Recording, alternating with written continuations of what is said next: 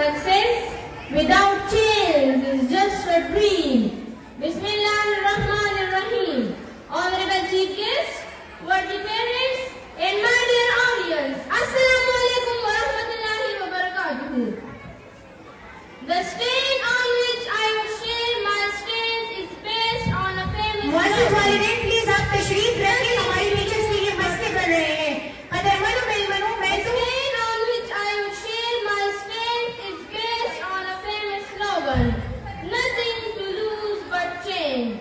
The chronicles of world history give millions of solid and sorted evidences that man is born free, but he finds himself in chains and restraints. The chains remain the same, but their size, their structure, their sign, their symptoms, their bulk and their scale mounts on constant change. Dear audience, man is born free, but is constantly redeemed in a chasm of change.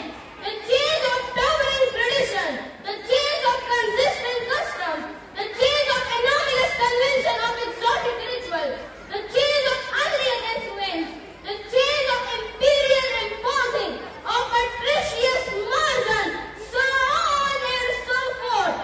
Dear audience, they say that man is unique, that man is exceptional. Indeed,